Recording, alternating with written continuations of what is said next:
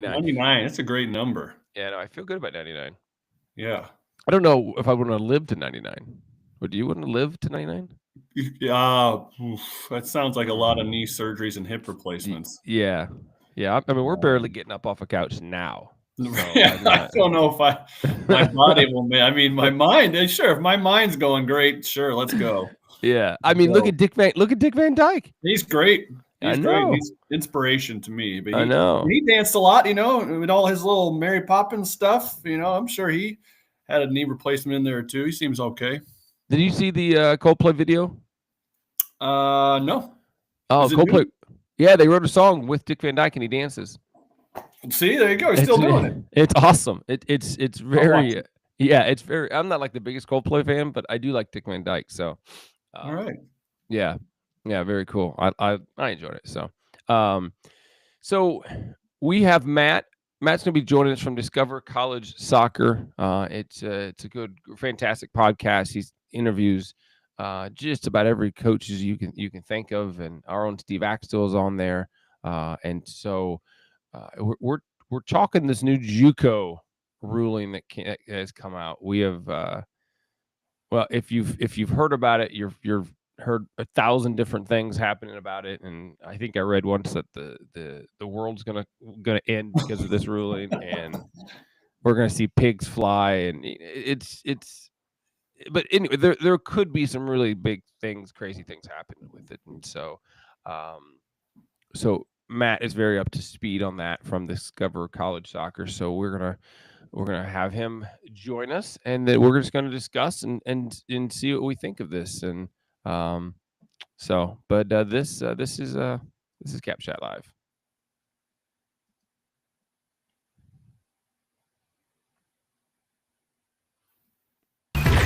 You're listening to Cap Chat, the #1 soccer recruitment podcast in the United States. This is Cap Chat. All right, Matt, how are you? I'm doing all right, guys. How are you? Although I just #1 college recruitment soccer podcast. I don't. I mean, maybe I we're know. tied 1-1. I'm teasing. We talk only soccer recruitment. You talk to college coaches. We don't have college coaches on our show. Well, I mean, Tyler may disagree. No, I know. Yeah, we are. Jeez. Yeah. Well, Matt, thanks for joining us, and like I said, discovercollegesoccer.com. The latest conversation with Western Iowa Tech Community College head soccer coach, and um, what do you focus on? What kind of plug your podcast? What do you focus on there with your podcast? No, thank you. Yeah, honestly, the main focus is just introducing uh kids, parents, players to all the different colleges that are out there, and hearing about recruiting straight from the horse's mouth. Right, there's so many things on Twitter and Instagram and TikTok and everything, and not all of it's right. And if everybody's, well, I don't know who to believe, it's like, well, you can hear it directly from the coaches themselves about how they recruit, and then you can hear about their school, you can hear about their coaching style, their assistant coaches, their team, what they do in the off season. So I just interview coaches to talk about all that, and or I think yesterday's episode with Western Iowa Tech was 310 different schools that have been interviewed. So Wow. you there's so many schools out there, right? I mean, there's between men's and women's, there's almost 3,000 college programs at every level. So it's not just the Power Fives of the world that have great experiences. I played D3, I coached D2. I got a love for those smaller schools as well, and I think there's a place for everybody to play that fits what they need if they're willing to do the work and look at them. And that's what the podcast is about. So you can learn about those schools, and we're on YouTube and all the podcast platforms, and then they're on the website as well with some other resources and things that might be helpful. One of the ones that I find myself, I mean, I made it for other people to use, but I find I'm using it all the time. Is I've got a map, Google Map of every program in the country, men's and Oh women's, wow. that you can see by division, and so I know my daughter's of recruiting age at the moment, and we're going to Detroit Uh-oh. for after Christmas. So I plotted the route, and there's 3 different schools we can pop by and drive through on our way, and so that's what we're gonna do. That's cool. That's really neat, and it's a really good resource too. If there's a school that you're interested in, hop over to Discover College Soccer and see if you've done a podcast with them. So you get to listen in on, learn more about that coach and their coaching style and philosophy, and see if that's a coach you'd like to spend the next 4 years with. I can say I've tuned into a lot of them, and sometimes it's just a friend of mine that I know. I just want to see how they do. Other times it's a college we might play against, and I'm interested to see how they pitch their program. And so even for me as a college coach, maybe I'm looking at it from a different lens than Mhm. what Matt intends at the beginning, but I think it's still, useful information, and Matt does a great job. And so, yeah, I've definitely tuned in and caught some episodes for sure. And so that's what I think is good about it too, Matt, right? Is that, you can pick and choose, who you want to listen to and what team and what coach, and there's options. Yeah, and I mean it's usually 20, 25 minutes. I do 2 episodes a week, and then I sprinkle in some other stuff. Like we've had the guys from like Riser Mindset about the the mental side of the game. Folks from like Pixelot and Replayer for the folks who are looking at cameras. I've done Stafford Productions who make highlight videos. So I'll talk to other people that are kind of tangential, and I'm sure we'll get you guys on there to talk about what you do. And obviously, Tyler, we got to get you on to talk about Culver Stockton. But it honestly, it's just kind of a labor of love, and hopefully, it's helping some people in their processes and find some stuff. The best is, I've gotten a few emails from college coaches that says, "Hey, thanks. We just signed some kid who, when they first reached out, said they learned about the school from the podcast." And Oh, I was that's like, "All right, awesome. well, hey." That's cool. And my alma mater even got one of them, so that made it even better. Oh, that's great. That's great. Tyler, you are in the list of importance. You're gonna be like 360th guest. There's there's Well, 300. There's Well, they're 300. ranked higher than me on this show because we didn't say we had college coaches. So There's 359 people that he chose above you, just to kind of put that. No, I'm kidding.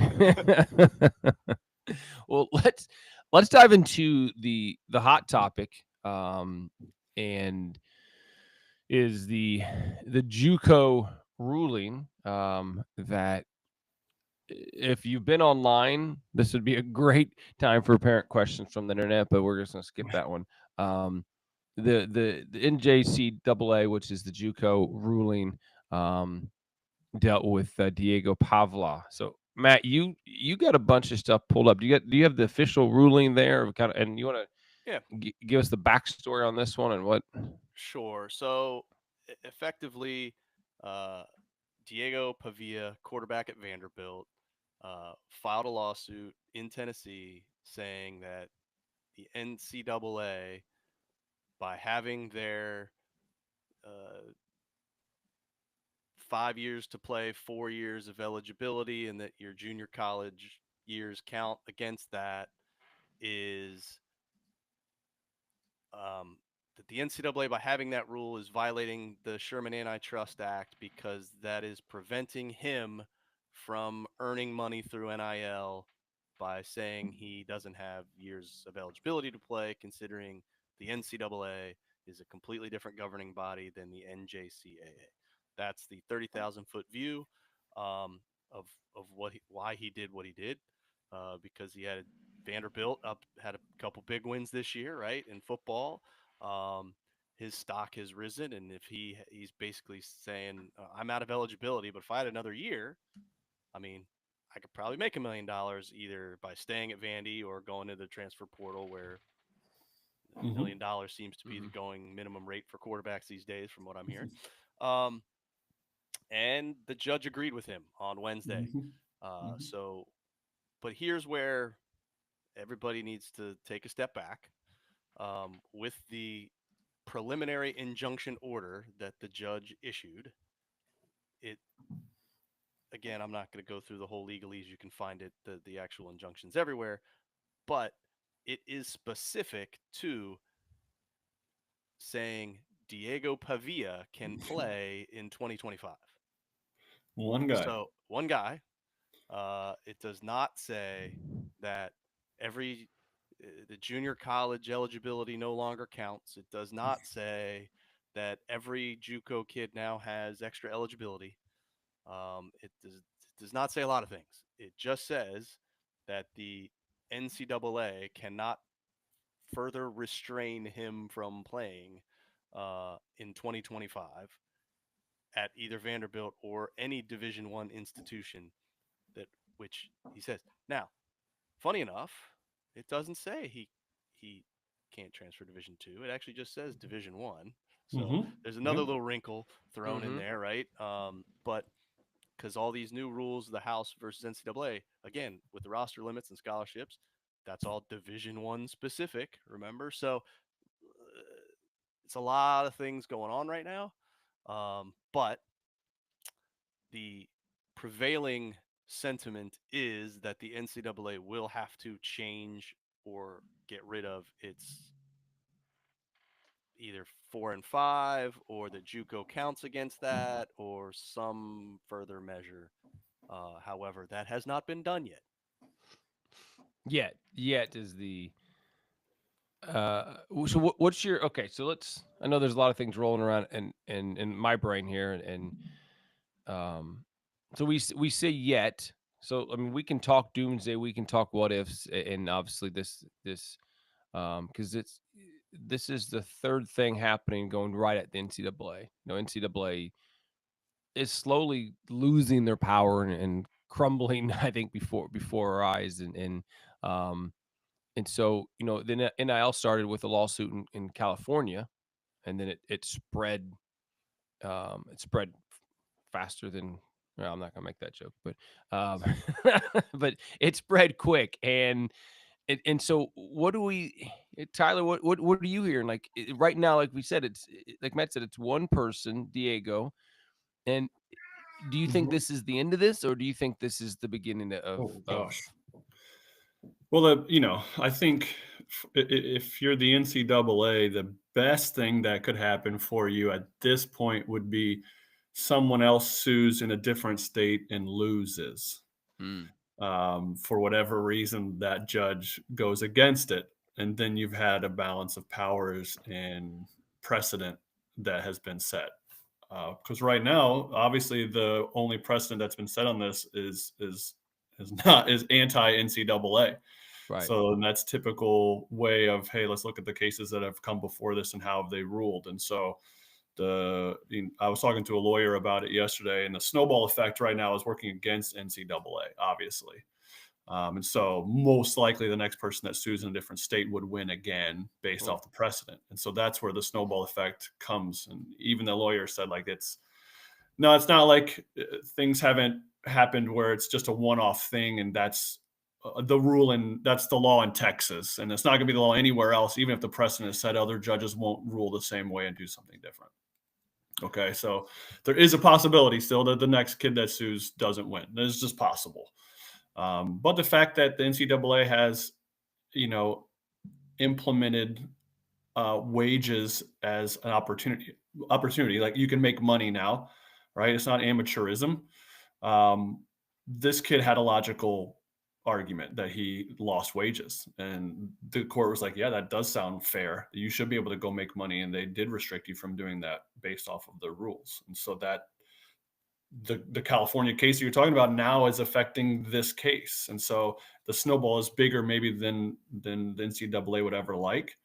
But I still think we even got a message from the NAIA that their research shows that anything that might happen will only affect football and basketball for the Division I level. And I thought that was really interesting that they came to that conclusion. And that was from the NAIA office. And so I thought that was a really interesting take on it. And maybe, I don't know what they know that we don't know. But, there you go. There's some other things that are maybe happening too that we don't know. I don't want to knock the NAIA. I think I see Matt's face maybe agreeing because, like, I that seems dumb. Like, Why would it just be football? And how would the NAIA know that? Do you think that Diego called the NAIA in advance? I don't know. Again, I don't want to knock of all people Diego's going to call. I don't think it's the NAIA office. And listen, I played NAIA. I got mad respect for NAIA, but I don't know if that is. I think they're just. I don't know. I don't know where that comes from. Obviously, they're going to have to do their due diligence and be ready for this as their own institution. And I will remind everyone that the NAIA had NIL before NCAA. For a full year and a half, their players could profit off of name, image, and likeness. And so the NAIA doesn't like to be behind on things, just as a competitor to the NCAA. So I don't know. Maybe they do know something. Who knows? I think they're just common people. That's like telling your kid there's no boogeyman, and you know damn well there's something underneath that bed. That's my. Sorry, Matt. What were you gonna say?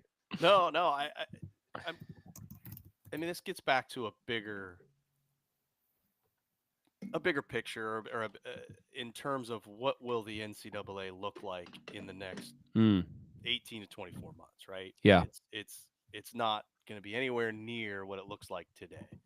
And I mean, we all heard when the roster limit, scholarship, money sharing stuff hit, immediately the first thing everybody jumped to was they're going to start cutting programs because they got to pay these football and basketball players predominantly the money. So how are they going to do that? They're probably going to cut programs. And who's going to get cut? Well, it's going to be the non-revenue sports, Olympic sports.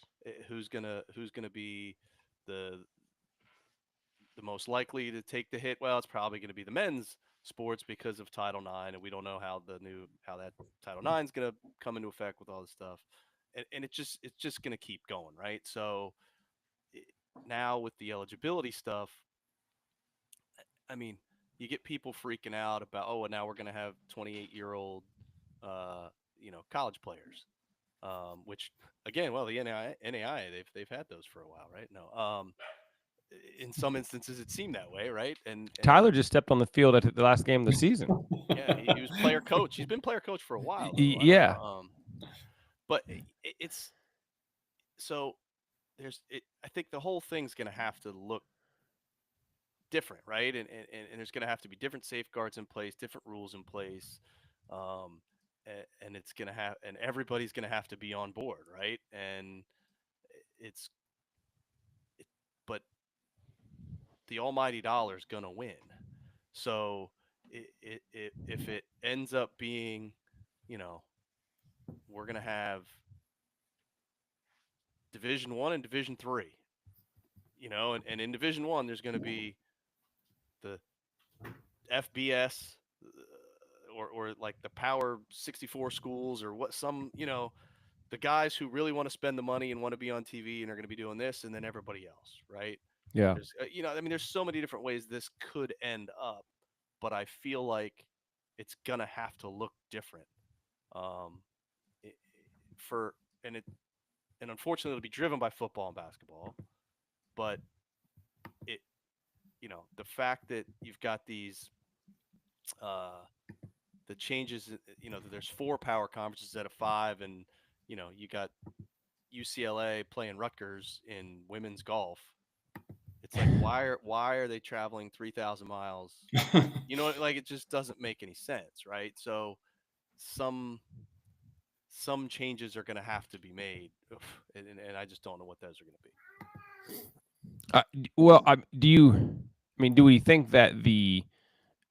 Do we think the NCAA is even going to survive? Right? I guess that's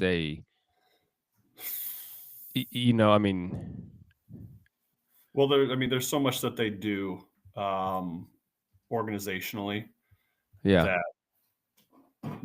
there's a reason there's really only one other competing body, because it's so big and so powerful, and it is more than basketball and football. Like, there's other sports that exist that they have their organizational command over, and so I do think they will continue to exist. But the capacity in which they exist are changing so fast. Sure, if somebody else comes up and it's more competitive, great. or we have systematic changes in professional sports that affect it. That could happen too. Like what's bigger than NCAA? Well, NFL or NBA. And so if things change to where it's, European-based system of promoting players through paying them all the way into different levels, that'd be the only solution. That would take a really long time, I feel like. Yeah, and you also got to remember, because my day job, I run a nonprofit trade association, and the NCAA, believe it or not, is a nonprofit. Now, that just means tax status. That doesn't mean that thing doesn't generate a ridiculous amount of profit, and they got all kinds of money in their coffers, which allowed them to pay this ridiculous settlement and go through stuff. But most of these colleges are nonprofits as well, and they report to a board of regents or whatever the case may be. And a lot of them are state schools, right? So they're run by the states or funded by the states. And so there's a lot of people who have to answer to other people that are pulling the purse strings. And the NCAA, by its virtue, kind of plays the Switzerland card, right? They're the neutral body that's just trying to keep everybody in line. And the fact that there's 50 different state laws that they're trying to monitor and uphold as well, it's not easy. And then there's all the health and safety stuff that that they also are focused on, and so it wouldn't surprise me that it still exists. I just think it will be in a completely different manner than it is today. No, that makes sense. Let's let's get back to the Juco ruling here. Let's play some, I guess, hypotheticals here of what possibly could happen. I know these are always fun, but what possibly could happen, and so let's, and I think we all kind of agree this is going to snowball. How fast it snowballs, who knows? And this was certainly a curveball that I didn't see coming, but here we are. Let's just say this starts rolling, the snowball starts affecting, and players now are able to not count JUCO and then go play to a 4-year school. What does that look like? I mean, that could be very beneficial for some people, or very hurtful for others. I mean, what do you guys think? What do you guys think that's could look like? Well, I bet there were 25 lawsuits filed yesterday for other people to jump on board. I mean, that's wait, this guy did. I'm doing it. Yeah, for sure. But the strange thing is, again, being led by football. If your goal is to get to the league, most of these guys are jumping after junior year anyway when they're eligible if they're that good. So it's like, do they really need the extra couple years? Now, the difference is going to be for guys like Pavia, who's not necessarily an NFL prospect, but he's got a coach that needs to win some games to keep his contract and to keep getting paid, and he can still get $1 million and then, not get drafted, and maybe he gets a UFA contract or go plays in the CFL or who knows? Yeah. You know what I mean? So it's gonna. I almost feel like it will affect other sports more than it will football and basketball, especially because basketball guys, are leaving after a year. So I could see it almost changing the landscape for other sports or lower divisions more than it would Division I football and basketball. Well, and I think if you look specifically at soccer, we, with all the lawsuits happening, we talked here, a couple months ago, Tyler, it's about how it's going to be the rise of JUCO, and it's going to be especially on the men's side. The JUCO on the men's side is already a pretty high level, and right now the transfer portal internationals. If you're an 18-year-old young man, no matter how good you are, it is incredibly difficult because now coaches are going, okay, do I want an 18-year-old unproven kid who's never left home? Or do I want this 20-year-old kid who's played for 2 years, been on his own, understands the game, knows what 6 days a week looks like? Like, yeah, I'm taking the transfer kid. And so I think for Juco, I think it was going to Juco is going to benefit most from the NIL lawsuit anyways, because kids start rolling downhill and now Juco becomes good. If now you can continue to play and you can go get your master's, you know, you now go, oh, like Juco becomes the stepping stone. Like instead of taking a gap year, you just go play Juco. Yeah. Like that seems like an even easier route for, and I think the young men specifically could win this battle. And I think American football is already doing that in a lot of senses, where you would develop at a JUCO and play and get older and then go. And soccer, for whatever reason, has been resistant to that. 18-year-old dads now just get on Twitter and complain that their kids aren't getting fair chances because of the internationals and transfer portals. And so that's kind of the state that we're in. So maybe it needs something like this to change the landscape to make it more realistic that there are different pathways to success. So, it could be a good thing in that sense. And, it could be a thing where you just graduate in 4 years anyway. You don't have to play, 6 years. Well, and it's funny because I think most people don't understand how international JUCO rosters in soccer already are today. For sure. I mean, it's because especially, well, more on the men's side than the women's, right? But a lot of internationals don't meet the NCAA minimum eligibility requirements coming over to begin with. So they go to a JUCO to get there, right? And then they go on. So it's not going to, I don't see it giving more opportunities for Americans, really, because a lot of those rosters are already international driven as it is. That's a good point. Yeah. I mean, and so the other component which you can't overlook is the parents and kids' perception of JUCO. Yeah. They feel like they failed if they have to tell their friends, family, teammates, "Oh, I'm going to a JUCO." They look down on it. They think I'm lesser because I didn't get this 4-year opportunity, which is the worst lens to look through, because in many ways you can go get better, stronger, faster. And the men who aren't fully developed yet, I mean, I was a late bloomer, and so I would have benefited from that, but just that year or two in terms of strength and understanding the game and all that kind of thing. But I mean, I went and played 4 years of Division III soccer, loved it. Don't get me wrong, but it's such it can be such a phenomenal opportunity, because there's actually usually more scholarship money at the JUCO level,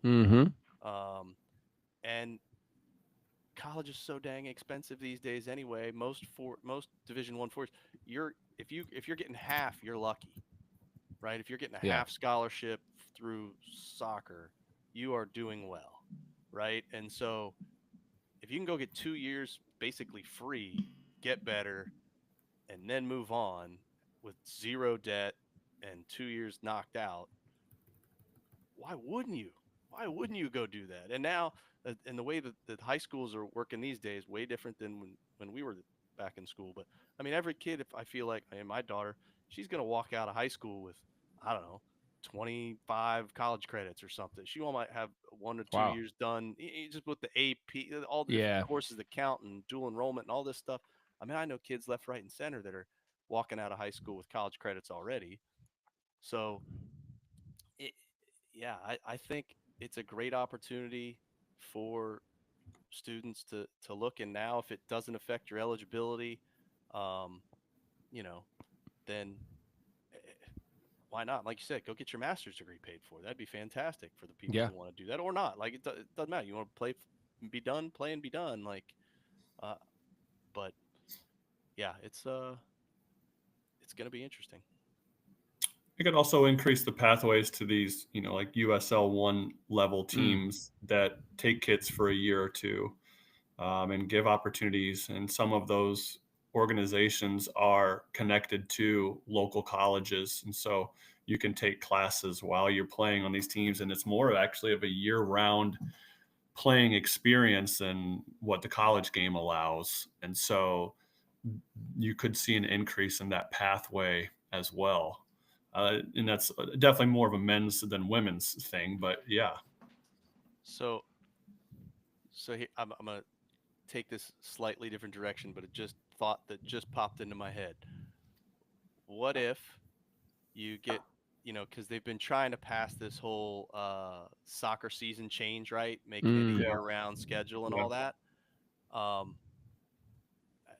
Why couldn't a student athlete sue, saying by making it fall only, you're restricting my earnings ability because I'm not playing game, I don't have these extra games, or I'm only seen as I'm sure some creative lawyer can figure out a way to sue because their games are only in the fall. To get us to know a full year season. Right. Or I'm only Yeah. you're restricting my earnings ability because I can't practice. You're telling me I have a limit on the number of practices Well, and competitions I can play. Yeah, that might be an easier path right there. That's because, and I tell you, if you're going to sue the NCAA right now is the time, because I know, like they're backpedaling, and people are really, because if you turn it down, you're like, oh, what, you don't like kids? Like, you don't want to support the kids' rights? It's just like, I think people are afraid right now to I think NCAA is back in the corner. You're probably right. There's a lot of things they could probably get. Kids go in there and sue for better food. Like, go in there and say you need steak dinners every night. Because, but there's, yeah, I think you're right. That's an interesting. I mean, those are the types of things that are going to pop up. But yeah, but again, we look in crystal ball in the future. What is the result of that?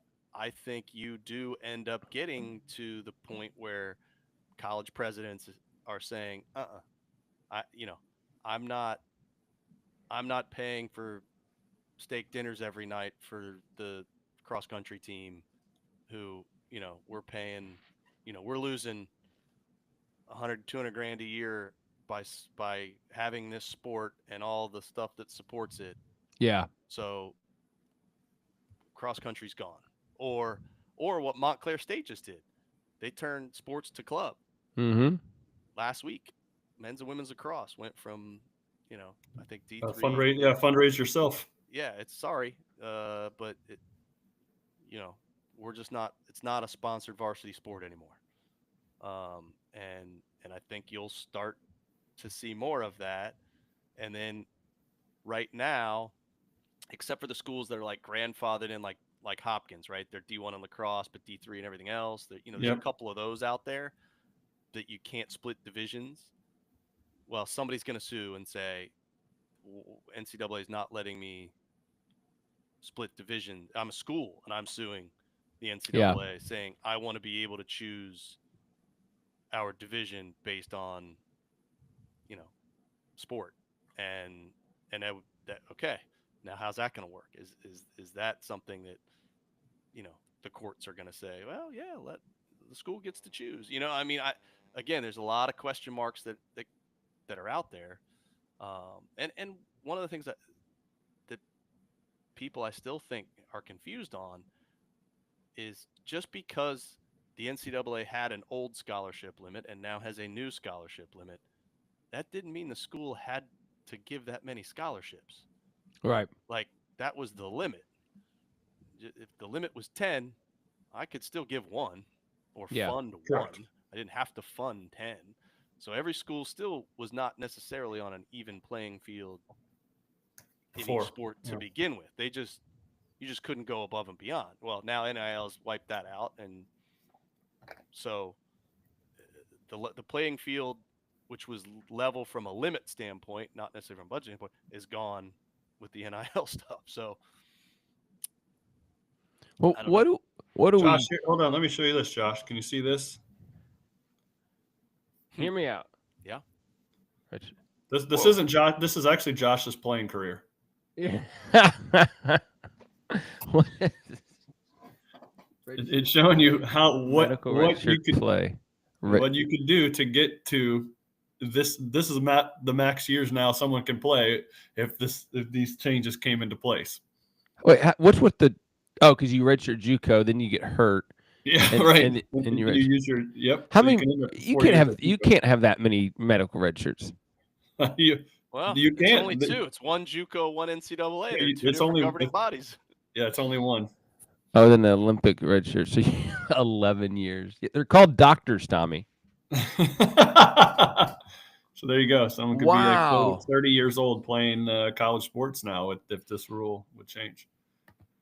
There you go. You know what though? If you can compete at 30, and with these young 20-year-olds, you know what? I want to see it. I'm just gonna be honest with you. Like, Well, hey, when I worked at IMG, we were just starting. We had a football program, but they were just starting the official football team. yeah. And the director of the football program at the time was Chris Winkie. And I don't know if you guys remember that, but he got drafted and went and played pro baseball, and then went back to Florida State as a quarterback. And I think he won the Heisman at Yeah, he did. Yeah. 24, 25, something like that. Like it was, and at the time everyone was like, oh my gosh, like, how is this possible? How is this, how are we able to do this? Oh, here you go. Chris Winkie was 28 years old when he won the Heisman Trophy in 2000. That's unbelievable. Yeah. Good for him though. Yeah. Yeah. No, Well, I gosh, mean, that's he tough. went to the NFL and played 2 professional sports. Like, I mean, the dude's a beast. But So Yep. you're telling me Colin Kaepernick has a chance? Yeah, he does. Go for it. He's coming back. But I think I'll kind of wrap this up, kind of heading that and but what overall? So here's for the students, for those young soccer players, if this rolls through and this becomes kind of what the new rule is this a positive or negative thing for student athletes? Well, I think the student athlete right now in our country has all the control. So I would have to say it's a positive for the student athlete. And if it involves making money for them to play their sport, and that's just the direction that we're going, then they have the control. The power is in their hands. I don't know if that's a great thing for the sport or the schools or whatever it might be, but to answer your question directly about is it good for the player? Yep. I think the more control the players have, the better they'll feel, and Yeah. they have. This is why we're in this transfer portal culture that we're in too. I don't know if that's a good thing for the sport or not. So, but that's for the player. They feel like they have the control. Yeah, I think it's a good thing for the players as well. I think it's a time to grow. I think especially on the men's side. I mean, if I just hyper focus on the men's side, I think it's a good time because you go and set the bench, and I get it. But if you go to JUCO, you get to play. And I know Matt talked about the cost, and it is you go for free or get your classes with 15 kids. So get your general education classes out of the way that you don't enjoy anyways, and get those out of the way, and you learn to be away from home for a second, and you're playing. And I think there's a lot of JUCOs out there that JUCO has a big disparity, top 20 and then kind of everyone else. But I think that's what's going to happen is now it becomes the top 40. Like, I think JUCO just becomes more competitive, and it is like a farm league system for them. It's kind of what it was built to do anyways. You go play for 2 years, you're leaving. I think for players, this is I think it's a really good thing if they're able to open their eyes and go, yeah, JUCO's a good fit for me. But that's a different, we got to change the narrative. Matt, what do you think? The biggest part, I agree with you, Josh, and I think the biggest component was with the last thing that you said. Yeah, is changing the narrative. Like, I think big picture, you tell somebody, hey, you have a chance to maybe play 6 years of college soccer, and maybe get a master's degree overall paid for. Hey, that's fantastic. yeah, But let's be honest. When we say get it paid for, that's generally not the case, right? Like you're getting 2 years paid for maybe at junior college. And at the end of the day, we're still, if you're getting half academic or athletic money to play soccer, you're doing well. Mm-hmm. And at a 4-year institution, period. NAIA, Division II, Division I, doesn't matter. If you're getting that, you're doing well. The weird component is, and this is what I see, and most people, I'm generalizing a lot here, but especially on the girl side, you're going to get way more academic money than you do athletic money when you go to a 4-year institution. That being said, the academic scholarship components for transfer students when you're coming in off of a 2-year school tend to be very different.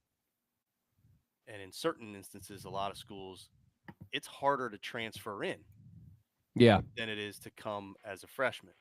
So there's some nuance that'll happen there, right? In terms of the schools that you want to go to and your ability to A, get in, and B, get other forms of aid will kind of dictate a lot of that. And I mean, that's going to be on a case-by-case basis across the board. But, I mean, again, big picture, playing 6 years, hey, that's awesome. If you'd have told me when I got done with my 4, I could have played. Now, I didn't go to junior college, so does that mean I only get 4? Yeah, you'd have to go back I and mean, sue. like, and Yeah, so, well, but that's going to be the next lawsuit, right? right. I stayed so I went to Catholic University, played my 4 years, but I got into a master's program. I was a full-time student. Why am I not eligible to continue playing soccer? Just because I did my 4 years. Well, who said I had 4 years? The NCAA. Well, why do I have 4 years? What if the new standard is, as long as you're a full-time enrolled student, you're eligible to play? Yeah. So now, if I decide to do a PhD doctorate program, okay, I'm a full-time student. I can just keep playing. I just have to be a full-time enrolled student. I mean, that could very well be where this lands. But who knows? Yeah, because I mean, there's people that want to change because you have 5 years to finish your, 4 years of eligibility. Matt, I think you brought that up yesterday. And it's like, but there's people that want to change that. Well, so why is it 4 years? Right. Like, if I'm a full-time student, why am I not allowed to play? Like, this is about, I'm a student athlete. Well, students first. I'm being a student.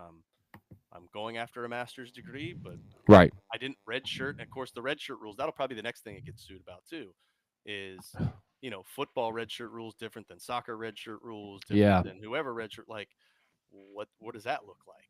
You're again, NCAA with your redshirt rules, you are limiting my ability to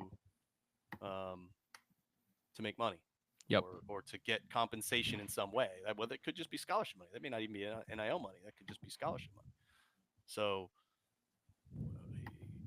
yeah, again, we see there's 4 or 5 new lawsuit paths that are now, to me, wide open. Yeah. Around eligibility, years, all the things we talked about. It's the NCAA, like I said, it's going to be a different animal. Yeah. And it's going to change the full landscape. Well, that's a little bit about the Juco ruling and what possible things are happening. We could be back in a week with an entirely different conversation because this, like Matt said, there could be another lawsuit. It could take another turn. And this is why we enjoy what we do right now. You got, you can head over and listen to Discover College Soccer, and you can hear directly from the college coaches as they navigate through not only the NIL, the Juco. Tyler and I talk about the behind the scenes, give our opinions on it as well. And so there's information out there. Please make sure you're getting good information. Please be careful just randomly reposting something, because we have seen some good random reposting. And if you've seen a new segment, Parent Questions from the Internet, you may end up on there if you're going there randomly reposting. And Tyler and I will make fun of you for your wonderful reposting of fake fake stuff. So, but so this will probably be posted before Christmas. But if not, if you are listening before Christmas, Merry Christmas. If you already had Christmas, I hope it was great, or Happy New Year. If you listen to it, maybe it's February, Happy Valentine's Day, but whatever this looks like. So stay warm, stay safe, be happy. And Matt, we really appreciate you taking the time and to be on here. And, maybe Tyler will get the invite to be on your podcast. Well, he's gotten several emails about it. He's just avoided them. So, they go to spam automatically. Well, to be honest, it's probably true. I'm Yeah. not. They probably do. But Tyler now knows he has the open invitation. All right, we'll make it happen, Matt. We'll make it happen. Sounds good, guys. Thank you.